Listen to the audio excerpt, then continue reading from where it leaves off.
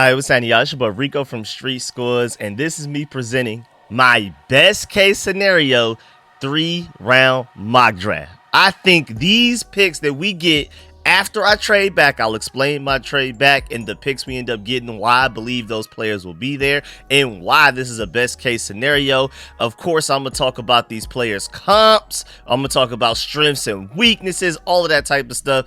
I'm really excited, and it's only 3 rounds because I feel like after you get these 3 players, it doesn't matter what you do for the rest of the draft. It's already an A+ draft. So I can't wait to dive into this and explain my whole reasoning behind everything that I did, especially the trade back. So without further ado, before we get into everything though, make sure you stiff arm that like button, stiff arm the subscription button, and stiff arm the bell next to that subscription button so you get notification each and every time I release an informative and opinion video just like this one. Make sure you stay tuned for all of the content. I'm working on a realistic 7-round mock draft, like a more predictive one that I want to come out with either tonight or very early Thursday morning to kind of throw my hat in there to see if I could potentially guess at least one of the draft picks that we'll get right. Because right now, I'm not gonna lie, especially with us picking at 29, this is the most difficult draft to ever predict for the Burgundy and Gold since I've probably have been alive, man, especially since I've been doing this here YouTube thing. So I'm gonna do a 7-round mock and try to predict not what I want to happen. This is what I want to happen this video. I want to do what I think will happen the next video and watch me not get a single one right. But before we get into everything, man, appreciate y'all. Let's go and dive into this video right now, man. Let's get it. Adam.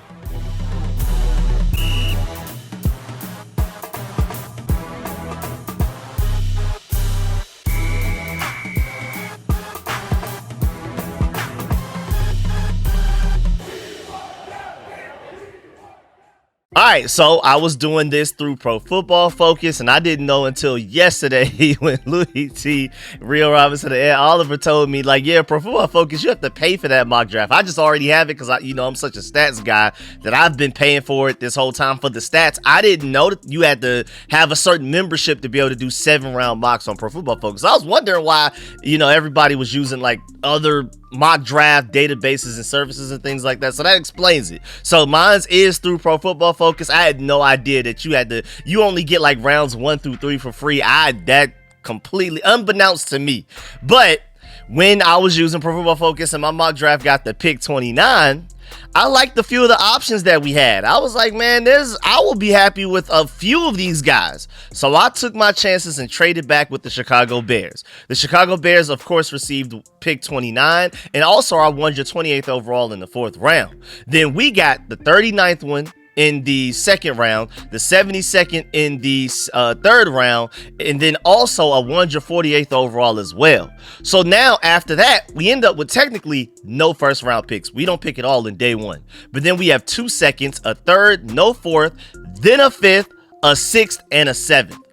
I can't really complain that much, you know what I'm saying? Even though we don't get to pick day 1, we get the feast in what people consider the sweet spot of this draft in rounds 2 and 3 on day 2 of the draft. A lot of people are saying literally the guy that you can get at pick 10 or 15 is the same guy you can get in the 50s. Well, how about us picking 39, 61, and 72? Just right behind that range of what people feel like the same guy you could get in the middle of the 1st round. And with that trade back, with the first pick that we have in the draft, round 2, 39th overall, my boy, well, really, it feels like our boy, edge rusher Donovan Ezeraku out of Boston College was there. And of course, y'all already have seen it. If you've been watching my videos and keeping up with me, I've said that his ceiling is Von Miller if all the stars align. If everything goes right, this is literally Von Miller. Like, they have the exact same height, weight, everything. It's actually really insane. And I really want to emphasize ceiling, and that's why I'm emphasizing if all the stars align. I'm not saying he's literally going to be Von Miller right out the gate, but if you want to be exact, he's only 1 inch shorter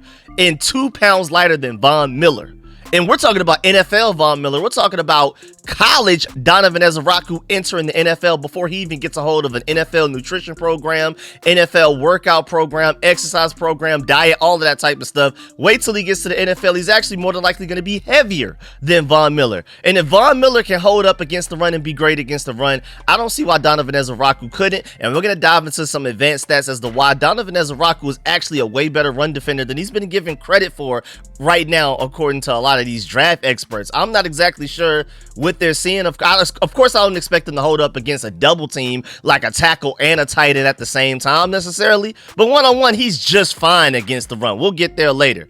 And then I feel like this is one of the deepest edge rusher draft classes in a long time, man. I feel like Donovan will be an automatic top 15 pick in other draft classes, like another edge rusher draft class, because I feel like this overall draft class is not very good. But edge rusher wise, I mean, there's so many of them, man. Now, of course, I'm not expecting him to ever be like Von Miller, especially right out the gate again. But if everything clicks and Donovan somehow becomes a great run defender, not just a good or a solid one, a great to elite one, best case scenario, again, I got Von Miller. But to be more realistic, I'm thinking like if you want to get like a more like this is very likely to happen comp, I'm thinking a better version of Harold Landry, and I think that's very like easily doable for him. I think he could be that right out the gate. I wouldn't be surprised if we drafted him and he's double-digit sacks immediately, because we have all of these other really good defensive linemen, super athletic, super strong defensive linemen, super explosive defensive linemen, that all of those guys are going to get the attention, and Donovan Ezraku is just going to be out there having one-on-ones with tackles, going after the quarterbacks, especially on obvious passing downs. And mind you, I like Harold Landry a lot, probably more than most people. I wanted him before the trade deadline. I was like, let's trade a little, mid-round pick for Harold Landry real quick, what I'm saying? Bring him over here. But I like Donovan even more. And I also have seen some Clay Matthews thrown out there as far as comps. I can see that a little bit too. But I think like the best way to gauge like ceiling and floor, ceiling, Von Miller, floor, a better version of Harold Landry. And so now I want to dive into why exactly would he be available this late. Again, this is a very deep edge rusher draft class. And then also, again, this is a best case scenario mock draft. So that's why I'm like, hey, he could be there. And then also when you're doing Pro Football Focus mock drafts, and especially when you're doing Pro Football Network mock drafts like we did last night on the Commanders Kings with all four of us, I mean, he was consistently there in like the 30s, like consistently early second round, just sitting there available. And then also the reason why that's potentially happening is because a lot of experts out there really think that Donovan will be treated like this draft's Jeremiah Owusu-Koramoah, where they feel like he's undersized to do what people want him to do. And there are probably a lot of teams out there that feel like maybe he's just a situational pass rusher that can't hold up against the run, and they feel like that may not necessarily be worth taking in the first round or even necessarily the early second. Wouldn't be surprised that if we traded back, because there were just so many guys that were available that we really like, say like Donovan Ezraku, Travion Henderson, Amarian Hampton, a lot of the guys that Josh Connolly Jr., a lot of those guys that we really like are there, and then we can trade back a few spots and more than likely still get one of them. And I wouldn't even be surprised if Donovan Ezraku is one of those guys. Now we got to talk about what is he good at and how good is he at those things. Well, first of all, how about just getting to the quarterback in general?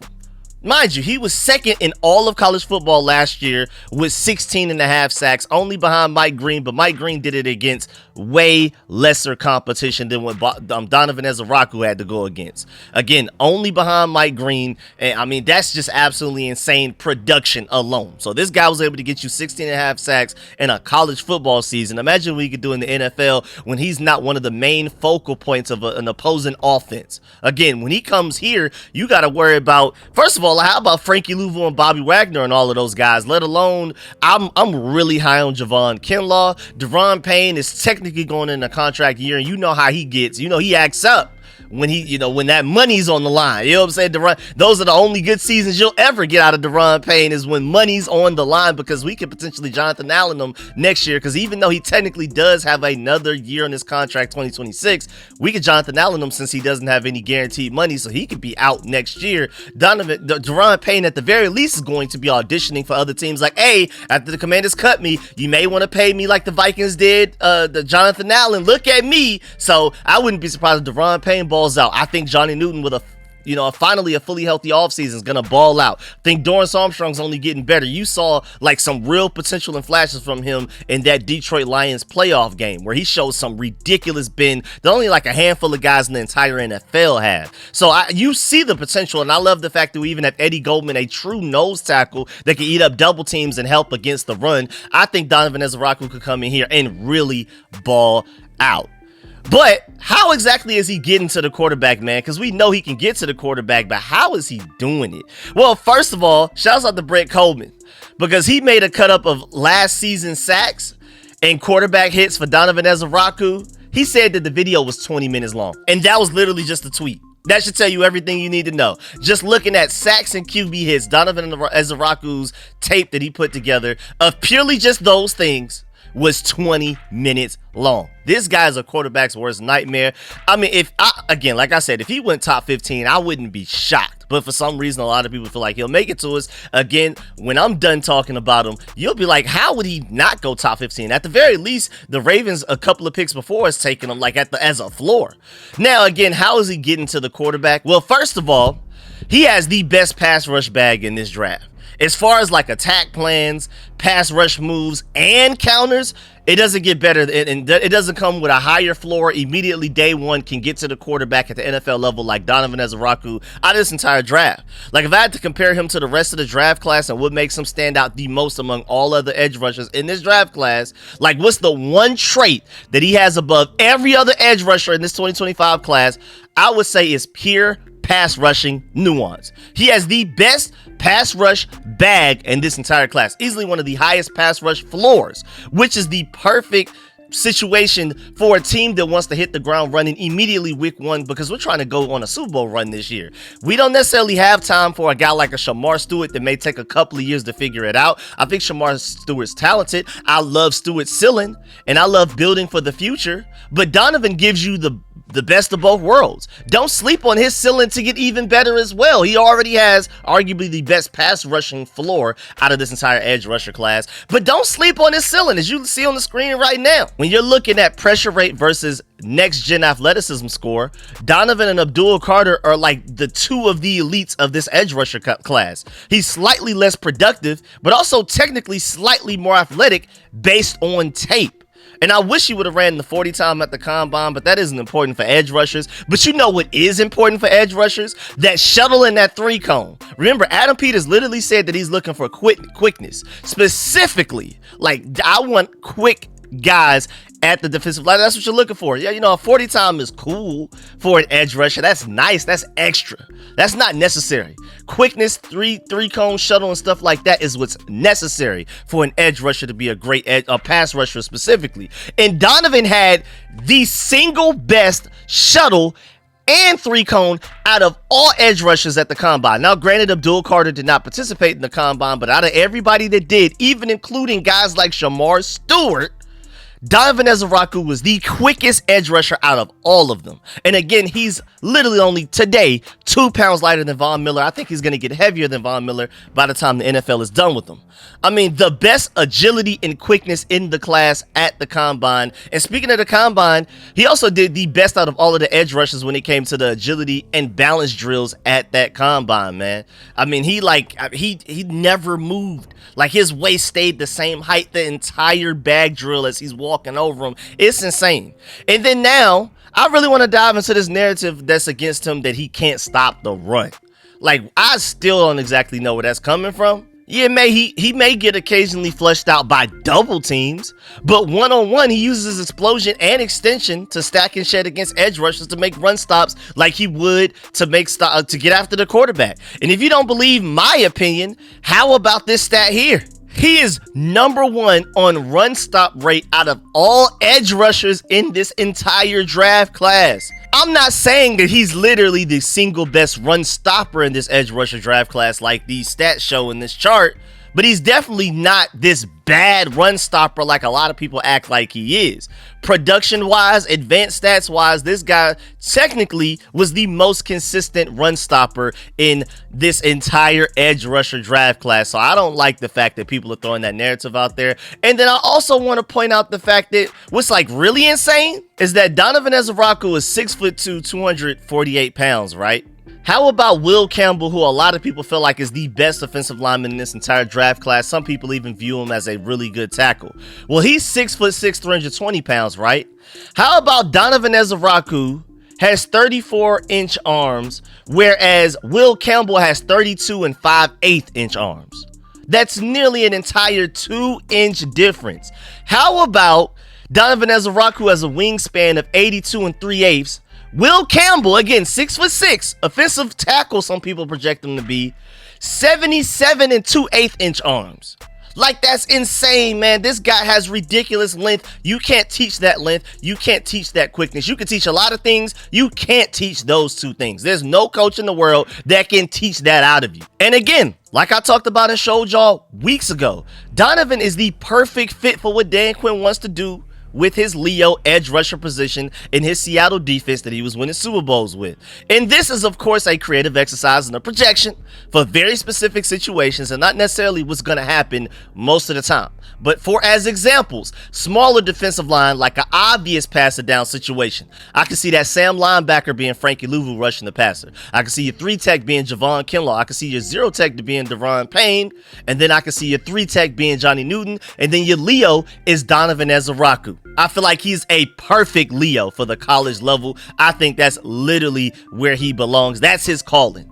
And then also, how about a bigger defensive line situation? Again, I don't think you have to take Donovan Ezaraku off the field ever. I think he could be on the field no matter the situation, no matter the down. And so he would be probably your Sam linebacker if you're going in bigger situation, bigger D-line situations where like you're trying to stop the run. It's like 3rd and 1 or something like that. I have Donovan Ezaraku as your Sam. Then I have your 3-tech being Javon Kinlaw again. Then you have Eddie Goldman as your 0-tech because he's our only true nose tackle on the roster. The only true nose tackle we've had since we traded away John Ridgeway. And then 3-tech Deron Payne. And then your Leo would be Dietrich Wise potentially there now. That's like if you want to have the biggest defensive line possible that can still penetrate and maybe get in the backfield if you need to. I like that. But either way, my point is Donovan Ezaraku is on the field no matter what. You can maybe move him around and switch his positions, but I don't see a scenario where Donovan Ezaraku can't be great on the field no matter the situation, no matter the down. Now also, of course, he may not be every team's cup of tea, but he's a perfect fit here, especially, you know, when it comes to teams that require their edge rushers to stop the run a lot. And that's what, especially like, say like a 4-3 defensive end. You know what I'm saying? I can see why a team that runs a 4-3 does not want Donovan Ezaraku as their certified defensive end, because you're almost essentially like an extended defensive tackle at that point. Think like the huge monstrosities like Chase Young and Montez Sweat, the huge guys. He's not that. Again, he's more of a Von Miller build, more of a Von Miller body type. Maybe you can, even on like a good day when wet, maybe he's like a Khalil Mack body type. But he's nowhere near like a Chase Young Greek goddess type of build. That's a 4-3 defensive end. But not only is Donovan Ezaraku a perfect fit for Dan Quinn's defense specifically, which is all that matters, but also since this offense will be so explosive with these weapons and Jaden Daniels, mind you, a top 5 quarterback in the NFL, our offense is gonna be out there just scoring points so much and just, you know, just blowing defenses out the water that our defense is gonna be on the field playing with a lead a lot of the time, which means opposing quarterbacks will have to throw the ball a lot against us. And imagine Donovan Ezaraku in as many obvious passing down situations as possible. That's insane. I would fear for the opposing team's quarterback if Donovan Ezaraku knows he can just pin his ears back and use that elite pass rush nuance, that ridiculous length that he has in his arms, his literally the best quickness in this entire edge rusher draft class, and he has to utilize all of that just to get after the quarterback. He doesn't have to second guess himself and think, maybe I should stop the run, maybe I have to get after the quarterback. No, just go get quarterback. See ball, get ball. That's scary, man. That's a scary sight, dog. And so also, I will also want to add before we move on to the next draft pick, it was said by several sources that Donovan Ezaraku had some of the best interviews out of all of the players at the Scouting Combine, and that automatically gives him the Commander's tag. I believe he was a 2-time captain. You know we love our captains. I think out of the 9 draft picks we made last year, I think 7 of those guys were captains. Honestly, I feel like the Commanders may like him to the point that they may not even risk trading back. Donovan Ezaraku available at 29. They'll more than likely just get him there. But again, this is a best case scenario mock draft, so we may get a little unrealistic here, but hey, man, this is basically a representation of what I dream happens. Like when I go to sleep, lay my head to rest at night, close my eyes, this is what I'm picturing with a smile on my face. And I do also want to point out the fact that the Commanders had multiple points of contact with Donovan Ezaraku throughout this draft process. Senior Bowl meeting, Team Pro Day meeting, and then the big one brought him in for a top 30 visit. And we drafted 4 guys from our top 30 visits last year out of the 9 picks that we made. Wouldn't be surprised if we do the same, at least with again, I think we'll take at least 2 in this upcoming draft. Don't be surprised if Donovan Ezraku, first of all, he fills the biggest need we have on the team right now. Like I've said, because of free agency and with us, making sure we filled in spots at every hole, we technically don't have any positional weakness, I would say. I feel like we have playable guys all across the board, top to bottom on the roster, except for maybe kicker with Zane Gonzalez. But right now, we don't have like a positional hole. We have a traits hole. I feel like we need home run hitting running back real bad. I would love a specifically like an outside corner, maybe a more rangy free safety. But at the end of the day, we have solid players there. If we go into the season for some reason with Brian Robinson and Austin Eckler as your 2 running backs, we made it to the NFC Championship game last year with them. We could do it again. But I would love to upgrade that, but it's not necessarily a hole, if you see what I'm saying. Edge rusher isn't necessarily our biggest need as a general position, but pass rush is definitely the biggest need we have going into this draft. Pass rush is the thing this team needs to upgrade the most this offseason. Donovan Ezraku fills that need, and he's potentially, I think he was a 2-time captain, so he has the Commander's tag. And they brought him in they had multiple meetings with him, brought him in for a top 30 visit. I think it just makes too much sense. I see the stars aligning. Donovan Ezraku, you are a commander. I may even pick him in my most realistic mock. I still haven't, decided what my picks are going to be for my predictive mock yet. As of like right now, you're watching me talk about my best case scenario. I'm too busy drooling over this right now to even focus on the predictive mock draft. I'll work on that later.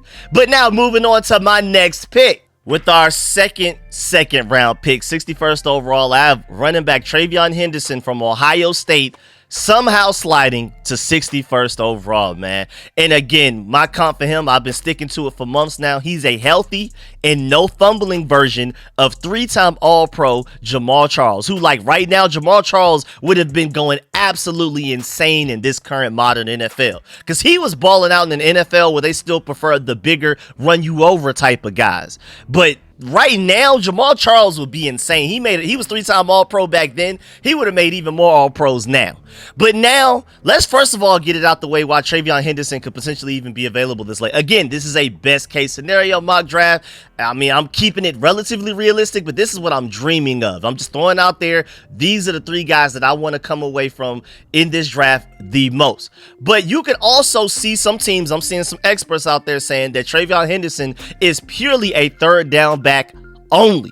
It will have him way lower on their boards than other running backs that they project to be able to sustain more touches throughout a season and get more carries per game, like a Quinton Junkins, his teammate at Ohio State, or a Caleb Johnson. They see those guys being like bigger, stronger body types. Some teams will probably be higher on Caleb Johnson than they are on even Travion Henderson, because Travion Henderson is a very specific skill set. I don't necessarily see Travion Henderson going out there on 1st, 2nd, and 3rd down, especially like on 3rd and short to go. I mean, I think he can, especially with how explosive he is. I can see a scenario where him and Jaden Daniels are in the backfield running some speed option, and then now you got to worry about those 2 elite athletes getting to the outside. But some teams may not want to do that. Some teams might maybe want like a bell cow running back that can run it on 1st and 10, run it again on 2nd and 6, and then run it again on 3rd and 1. You know what I'm saying? And a lot of people don't see Travion Henderson being that guy. Whereas again, Quinton Junkins, Caleb Johnson, along with a lot of other names, of course, Aston Genty and Marion Hampton, those guys fit that.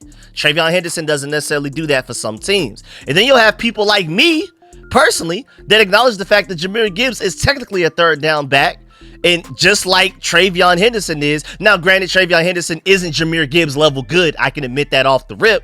But he could have a similar impact and a nitro boost injection to an offense once added to it, especially one like ours that already has Jaden Daniels, Terry McLaurin, and Deebo Samuel. Come on now. And a ridiculous offensive line.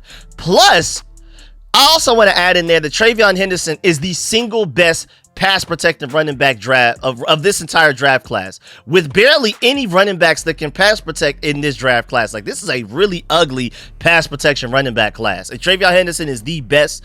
You could argue that maybe Marion Hampton's probably behind him at 2nd place, but there's not a lot of good blocking running backs, and Travion Henderson is perfect for that. Now, that's what brings me to the fact that Travion Henderson is this draft's best 3rd down receiving back and best pass protecting back.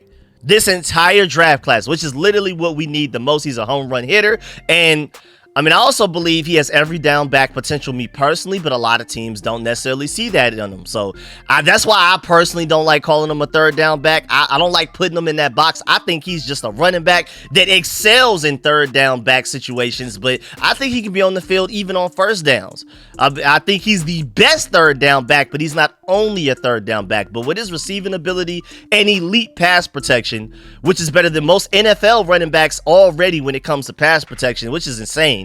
He's the running back that I trust the most on third downs out of this entire class. And again, while we're here, I feel like Henderson is our most realistic match right now because we're not getting Genty, even though we met with him formally at the Combine.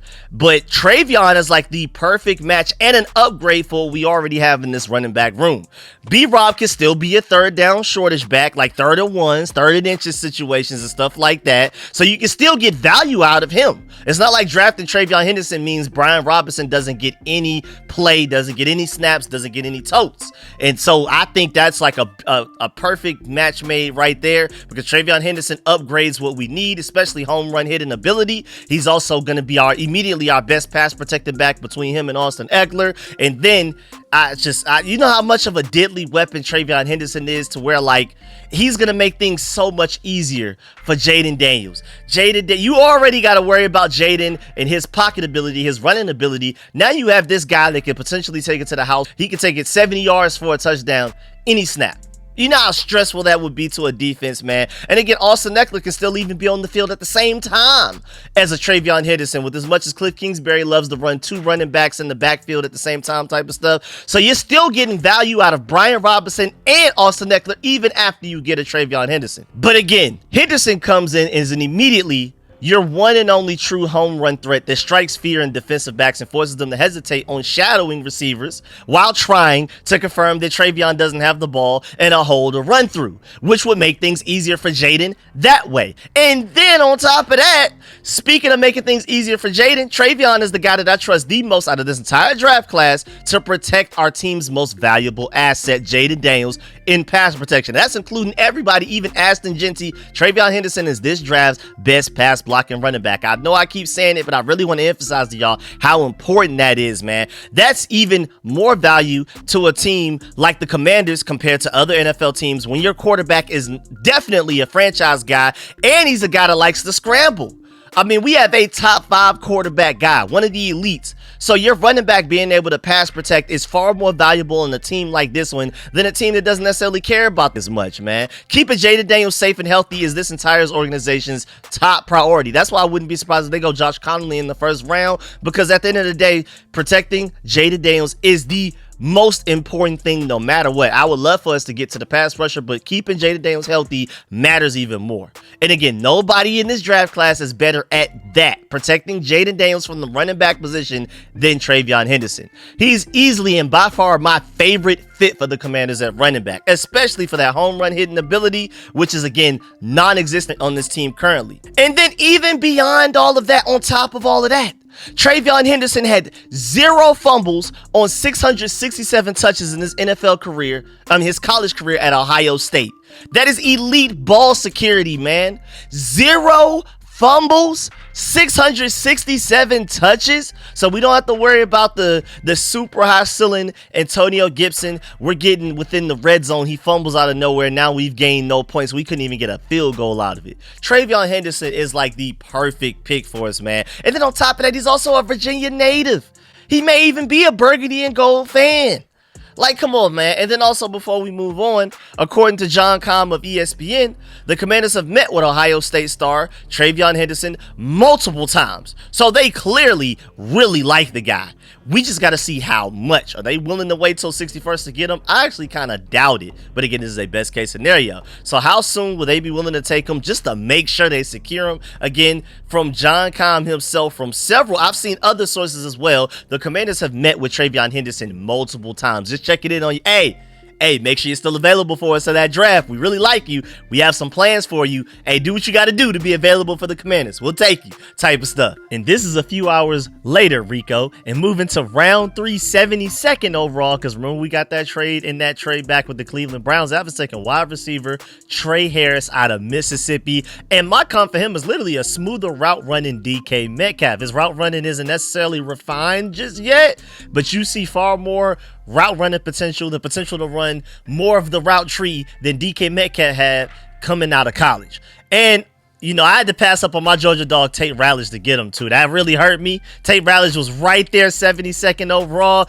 But Trey Harris is easily, in my opinion, the highest ceiling wide receiver in this draft class, or at the least highest realistic ceiling. Because of course you got guys like Savion Williams from TCU that, like, if everything clicks, he's just gonna be this anomaly in football. Like, people that are 6'5" don't normally run like a 4.3. So you know what I'm saying? That's a different level. But as far as like the realistic ceilings that receivers may be able to reach, I would argue that boy Trey Harris probably has the highest one. And you know, let's start it off with this.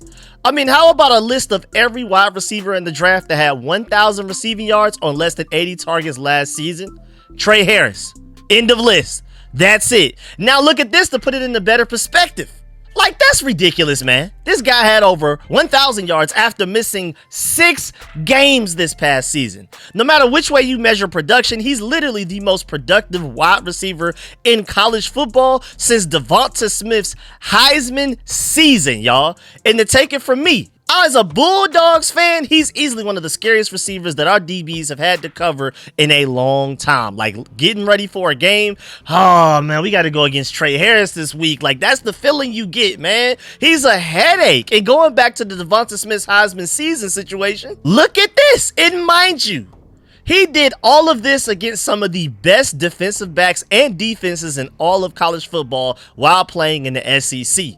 And Jackson Dart is seen as this high ceiling, high potential guy, but there's a reason that he's not a top 5, top 10, top 15 pick. A lot of people don't even see him as a first rounder. Trey Harris missing 6 games, having to deal with that quarterback. And I mean, I don't think they have much of a run game or even a receiving game outside of him, not to his extent. So he was literally the offense at times for them. And then also moving on, to get this down pack even further, how about Trey Harris was ranked first in the nation in receiving yards per game with 128.8. That's insane. Before his injury versus LSU. And he was averaging 10.4 targets, 6th in college football, 8.4 receptions, 2nd in college football, and 1 receiving touchdown per game, which was 3rd in college football. Now let's also dive into some traits, because those are some crazy stats. But what about the traits? Well, first of all, he has way better speed on film than he tested for. I'm gonna tell you that right now. I don't know why he ran that slow for his 40 time, and it's still not even slow, but he's faster on tape than his 40 time looks like, so ignore that. Also, he has an insane catch radius and some insane hands, man. He has some ridiculous one-handed contested catches in his tape. And then also, he's insane after the catch. I mean, you could throw him screens behind the line of scrimmage, and then he looks like 2021 Deebo Samuel at times. Honestly, my only real concerns with him are the random injuries. I mean, nothing crazy or long-term, like he's had like this severe leg injury that, you know, he may never recover from. He'll never be 100% what he was. He doesn't have one of those, but he's just banged up from time to time pretty consistently. I mean, again, he only played 8 games in 2024 and even missed some games in 2023 as well. So this is a thing for him. This is not just a one season sample size of being hurt. He's been fairly consistently hurt throughout his career in college. And also, his route running isn't very crisp yet, but he could develop that over time, man. I could teach a guy to run routes better. Now, granted, it's way easier said than done. We say that about a lot of athletic freaks and really talented wide receivers that come out of the draft fairly raw in their route running, but there's at least a way, there's a route to potentially teach and develop that out of him. You can't teach his size. You cannot teach that athleticism. You can't teach that deep ball ability that he has even at his height. You can't teach the insane hands and catch radius that he has. Of course, that's something that you can work on over time, but it's way I'd prefer to try to teach somebody to run better, more crisp routes, especially since you see the athleticism, the agility, and the smoothness in the routes that he already can run well. Again, we can develop that over time, and even without great route running, he was still getting open consistently in the SEC, especially even deep down the field. And the annoying part is that it's not really his fault when it comes to the route running. Ole Miss just asked him to run unlimited hitches for absolutely no reason. But when Trey Harris finally did run other routes, he actually looked really smooth doing it. It wasn't very technically refined, but there was no wasted movement. His hips look good, his footwork looks good, all of that type of stuff. You can just tell that he needs to be coached up. And we just brought in one of the most nuanced route running receivers in NFL history to become a part of our offensive staff in Wes Welker. Not only do you already have Terry McLaurin and Noah Brown, who are pretty route running savvy and things like that can help him as far as another player, but Wes Welker, man, you can't get more nuanced than that. I mean, he has literally none of what Trey Harris has in talent. Like, when we're talking about height, speed, athleticism, agility, Wes Welker had none of that. He made a name for himself in the NFL purely off of work ethic, route running, technical refinement, nuance, all of that advanced stuff. If he could transfer even just a little bit of that into Trey Harris is going to be a deadly receiver at the next level, man. Absolutely unguardable in my opinion. But like I always say, I prefer to teach somebody to do something they can do and have done on a more consistent basis than to try and teach a guy to do something they've never done before. It's clearly there. I mean, how about another comp? I think he literally looks like a more athletic and higher ceiling Cortland Sutton, if that's the way you want to go. And again, my closest comp to him is probably a smoother route running DK Metcalf. Maybe not the insane alien of an athlete of a DK Metcalf, but helmet and pads on, he's basically the same athlete. He just didn't test as well, in my personal opinion. And then also with Deebo Samuel not being good at beating press, and with Luke McCaffrey looking more like a slot guy as well, Trey Harris could come in and be a huge playmaking Z receiver for us while Terry is at the X. Plus, we have depth at receiver with Noah Brown, and we'll see what Michael Gallup has in there. We'll see what KJ Osborne has. But Trey Harris has everything traits-wise that you would want in a top-tier X receiver. He is one of the very few receivers in this class that has true X receiver potential to be a star at the next level. So ultimately, if Trey Harris reaches his ceiling, like I believe he will, especially if he goes to the right situation, and with Jaden Daniels as your quarterback, and Cliff Kingsbury as your offensive coordinator, at least for this year, and Wes Welker a part of your offensive staff, I think this is a great environment for Trey Harris to potentially reach his potential. But you would ideally have two wide receiver ones.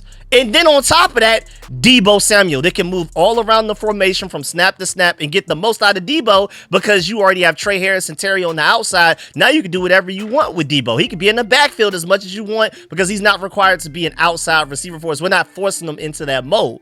And bringing in Deebo, we replaced De'Ami Brown's gadget ability with behind the line of scrimmage screens and things like that, but we didn't replace his deep threat ability. And Trey Harris does that, but better than De'Ami Brown even did. Because I also feel like an underrated part of being a deep threat is height, man. Everybody just talks about speed, and speed is, of course, necessary to get past corners and safeties, all of the defensive backs and things like that. But people really sleep on the fact that being taller than the defensive back that's covering you down the field and being able to high point the ball down the field way before the DB even has a chance to even make a play on the ball, that makes things way easier for the quarterback as well. So imagine Jaden Daniels' deep ball accuracy, which is some of the best in the entire NFL already.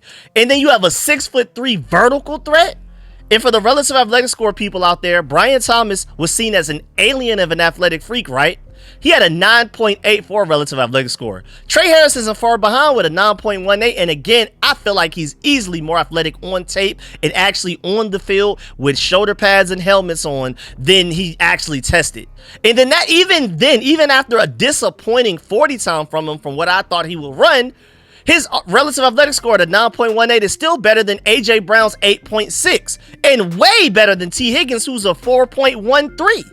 And speaking of Brian Thomas, I think Trey Harris is probably the closest receiver in this draft class they can have a similar impact on a team to how 2024 Brian Thomas, with his explosive playmaking ability, had during his rookie season for the Jaguars last year. So you maybe even be able to comp Trey Harris to Brian Thomas, maybe.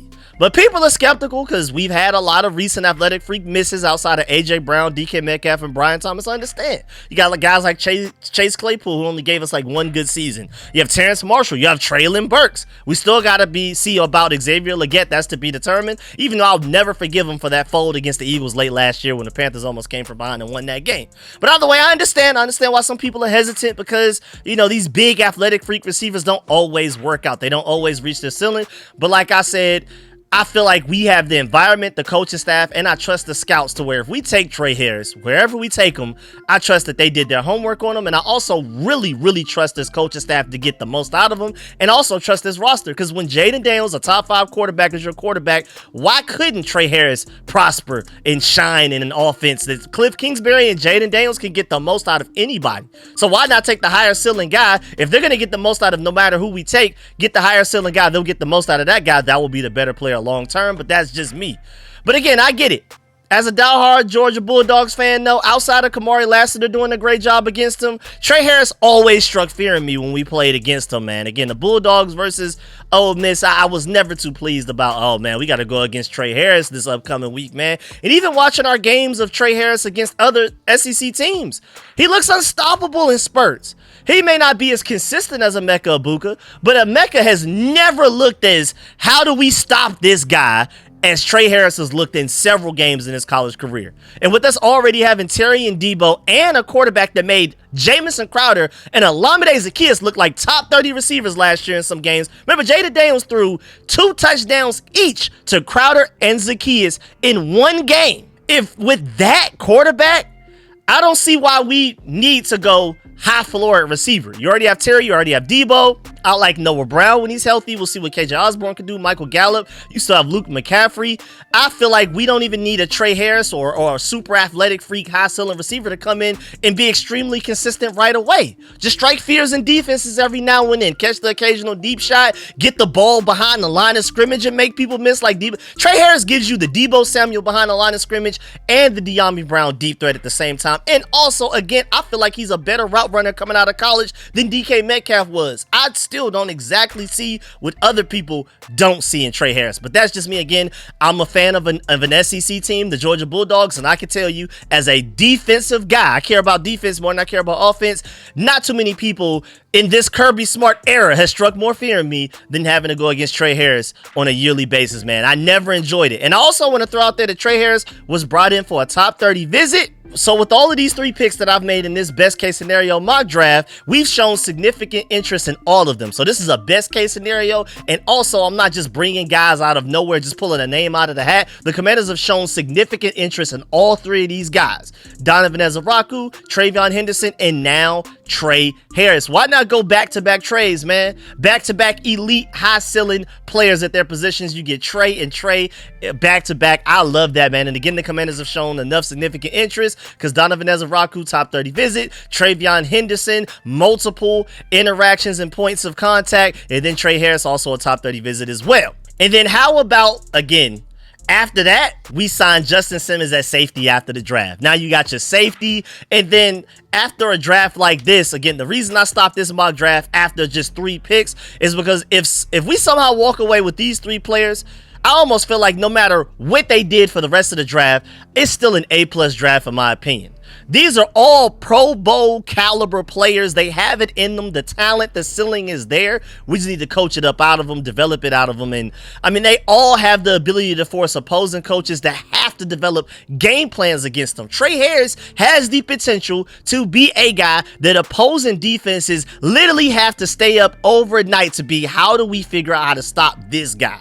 Travion Henderson is that at running back. Donovan Ezaraku is that at edge rusher. How do we stop this guy from getting after our quarterback all game. And remember, that's on top of what we already have from our NFC Championship getting team. We got to the NFC Championship, we lost, but we got there, plus what we added in free agency as well. So I plan on doing one more 7-round mock draft, and that one will be predictive, more so like what I think will happen instead of like this one, what I hope happens. So just stay tuned. But yeah, man, that's the end of this video. Please get in the comment section, let me know if you feel about everything discussed in the video. Please still follow that like button, still follow the subscription button, still follow the bell next to that subscription button so you get notification each and every time I release an informative and opinionated video just like this one. Of course, let me know how you feel about this best case scenario mock draft. Of course, let me know if this were realistic, if there were a chance that somehow the Commanders could pull this off. Do you like these 3 picks? Would you choose another 3 picks? Like, say we ended up with we traded back with the Cleveland Browns. We ended up 39th overall.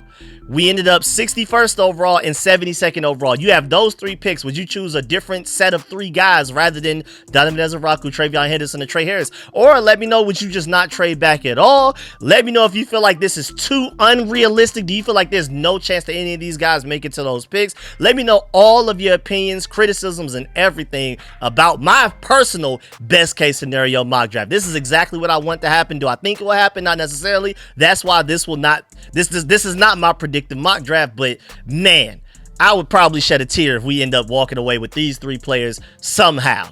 But either way, man, I appreciate y'all again. Let me know in the comment section. I'm gonna be busy trying to work on this next predictive mock draft, so I'm gonna try to read those comments and reply if I can, but we'll see. Make sure y'all stay tuned. Really appreciate y'all. Leave a like on the way out. I'm gonna catch y'all later with another video tonight. I'm out.